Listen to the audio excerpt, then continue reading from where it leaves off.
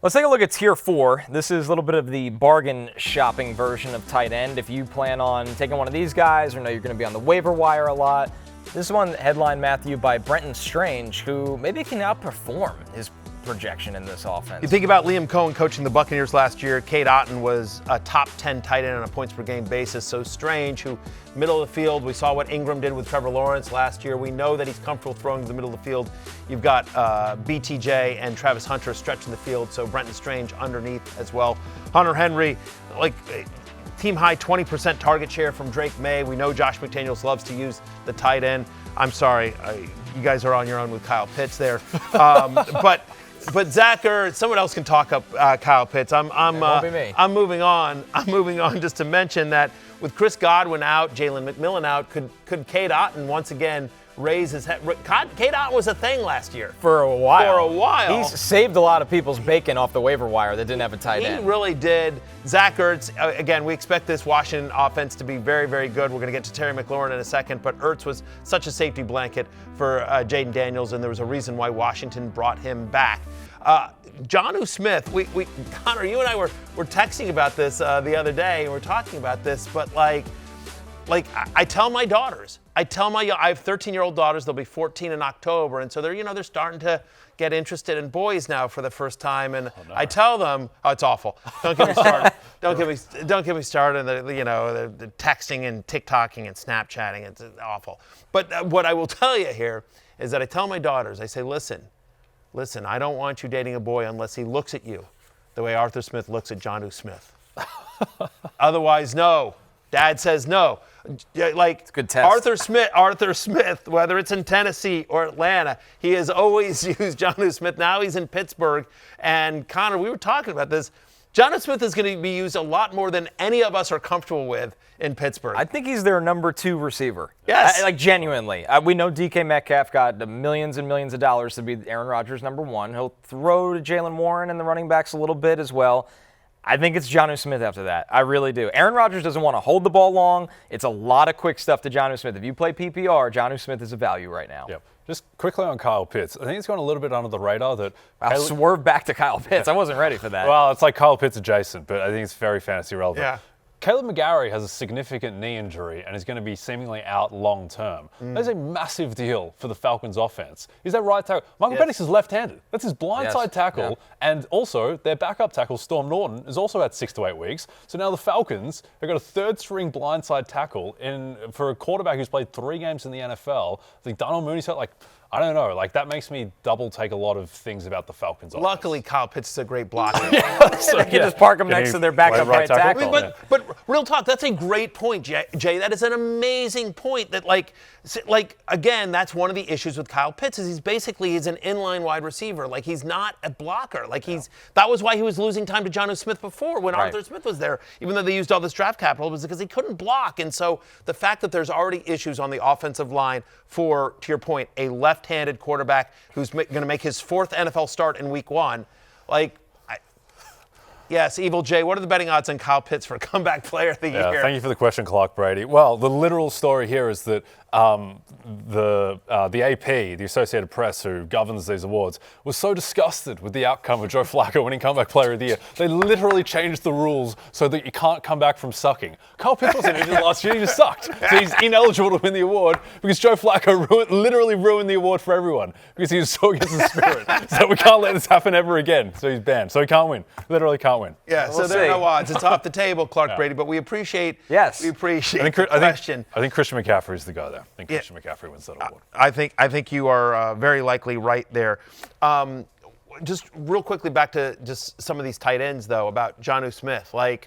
Not only is he going to be, I think, the number 2 target in that Steelers offense, they're going to use him in the run game, annoyingly so. They'll line him up.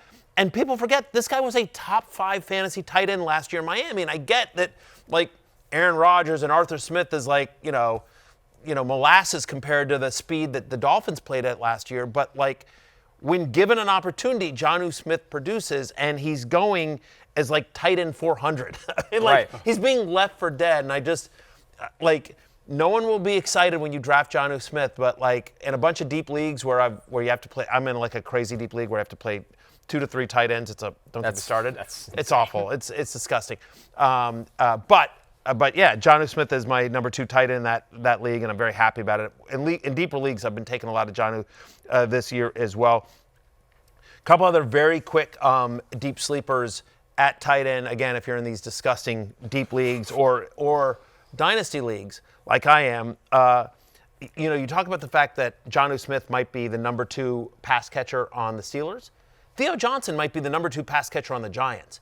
After Malik Neighbors, I don't know that there's anyone that's going to be demanding targets from Russell Wilson or Jackson Dart. I mean, you've got Darius Slayton there, you got Wan'Dale Robinson and blah, blah, blah. But, I know, Connor, that they really like the kid out of Penn State, Theo Johnson, second-year player. Yeah, I mean, gigantic human, great athleticism, somebody that can kind of stretch the seam, run the seam a little bit, and red zone presence. Like his last year at Penn State, he was really good in the red zone as well. So, listen, I think that's somebody that Russell Wilson can lean on in the beginning and eventually probably Jackson Dart. We are very quietly 19% target share for Theo Johnson for the final 4 games of last year. Yeah, as a New York media member, Connor, sticking on the New York media topic, 100% sure Aaron Rodgers is done? You sure? Because I have still scarred in my brain for the rest of my life how bad Joe Flacco looked on the Jets in 2022. Whereas this guy can't move. He's not an NFL player. Yeah. And then he gets out of the Jets. Well, he's escapes bad last the curse. Year. Yeah. And then 2023, he looks good for 5 games. I say, to defend you again, he had a 5-game Linsanity run. Yes, he wasn't actually. But then he stunk last year, Joe Flacco. Yeah. So he still threw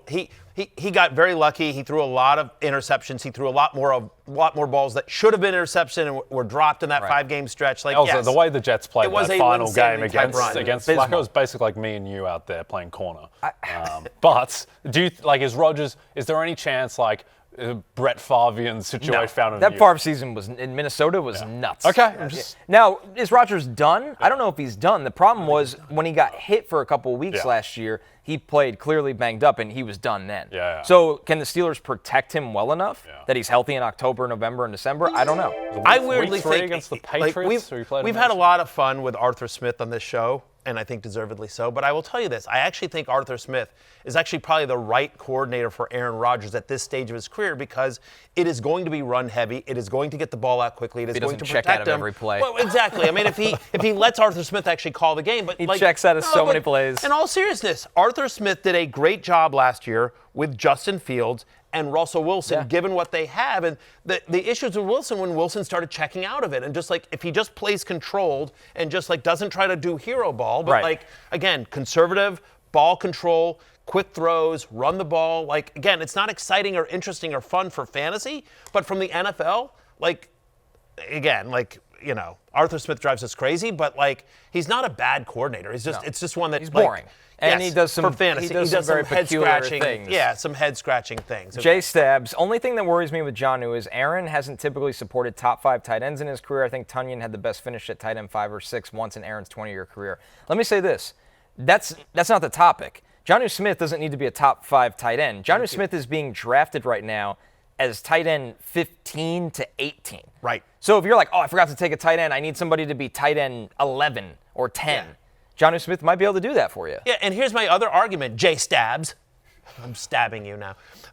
Jay Stabs, what I would say to you here is that think about Aaron Rodgers' career, where for how many tight ends is okay, fine, Jermarco Finley maybe, but for so many years he had Jordy Nelson and Devontae Adams and Peak Randall Cobb. He had elite weapons around him at all times where the tight end didn't need to be a focus. Now he's looking at DK Metcalf and Calvin Austin? What are we doing here? Right. My argument is that Jonnu Smith, I would argue, is the second best pass catcher that Aaron Rodgers is going to have on the Steelers, unlike all those Packers teams where they were just loaded at wide receiver. Again, you think about how good Jordy Nelson was for all those years, and Devontae Adams, and Randall Cobb was awesome for years and years and years. Rodgers had a peak season in 2014 with the leading receiver or the leading tight end on his team was Andrew Qualis. Right. We completely forgot that guy existed. But yeah, it wasn't. Yeah, it's not like he was playing with Antonio Gates back in his prime or anything. Yeah, no, I mean, Jermichael Finley was a thing for a moment. Right, and then I think he had a neck injury. Yeah, he was very awful. good very quickly. By the way, our Jonnu conversation has sparked a whole new combo in the chat because of what Jonnu did in Miami last year about Darren Waller coming out of retirement and playing for Miami. I mean, that's got to just be watch and maybe add on waivers when you're real desperate one day, the right? Regulars talking up the rapper, Darren Waller. Yeah, yes, that's his first career now. Second career is. I love Darren. Listen, Darren Waller is literally one of my favorite players in the NFL. I've interviewed him multiple times. I've been on his podcast. His story is amazing, and like. One of my all-time greatest calls of my career was the year Darren Waller, came out of nowhere for the Raiders. That, he was like my big sleeper from the combine. I was just like, guys, I know they have Jared Cook. Like the Raiders' big guy was Jared Cook, and I'm like, I know they have Jared Cook, but I think they're getting rid of Jared Cook. They have a kid named Darren Waller that no one's ever heard of, that I'm telling you is going to be a thing. And then, of course, he was a top 5 fantasy tight end. So I love Darren Waller, one of my favorite players of all time. But Chad Grant asking, do I think he's a deep league bench stash? I don't mind it. I just think there are better guys that I would probably stash. Let's see. He's been out of football. We just don't know what this Dolphins offense is going to look like. It'd have to be a very deep league. I'll tell you a tight end that I actually like more as a deep league stash, as long as we're talking about New York, Connor, and that's Mason Taylor of your Fighting Jets. Speaking of could be the number 2 pass catcher in the offense theory, welcome back to it with the Jets. I mean, it's Garrett Wilson and then maybe Breece Hall I'm talking pass catcher. And then Mason Taylor, who they love. He's going to start. He's going to play all the snaps right away. So there is a world where Mason Taylor has some value as well. Jared Cook, by the way, caught the greatest pass of Aaron Rodgers' career in that playoff game against Dallas. Right. Remember that? That's right. Yeah. Also, last fun fact on Aaron Rodgers' tight ends. 2019, Aaron Rodgers won the MVP with Matt LaFleur. His tight end won that year, Jimmy Graham. Which I completely forgot. 33-year-old Jimmy Graham. I completely forgot that Jimmy Graham played there. Yeah. Who were Aaron Rodgers' tight ends is an all-time trivia question. Yeah. I can just fill them all There's out. a lot of Robert Tunyon, Mercedes Lewis. Mercedes Lewis, yeah, the big dog. Mercedes Lewis, Yep. yes. Yep, without a doubt. Oh, man. All right, there we go. All right, in the chat, regulars, I'd like to hear your favorite Aaron Rodgers tight end as we move on. But, yeah, no, Mason Taylor, the kid out of LSU, they like a lot. Like, again, other than Breece Hall, like it's Josh Reynolds, it's Alan Lazard. Like those are after Garrett Wilson, that's who they're competing with. So I actually think both New York football, I think all the New York football tight ends, Kincaid, Mason Taylor, Theo Johnson, all are interesting sleepers this year. Hey, it's Matthew Berry from NBCSports.com and Rotoworld.com, and I want to thank you so much for watching whatever it is you just watched, or if nothing else, being too lazy to click out of the autoplay after this video started, after whatever it is you actually wanted to watch finished. But now that you're here, I'd like to take a moment here to ask you respectfully now, okay? I'm asking you respectfully to subscribe to the NFL on NBC YouTube channel. You'll get the latest Roto-World fantasy news headlines, all sorts of great shows, including my own Fantasy Football Happy Hour. So go subscribe now. Again, I'm asking respectfully.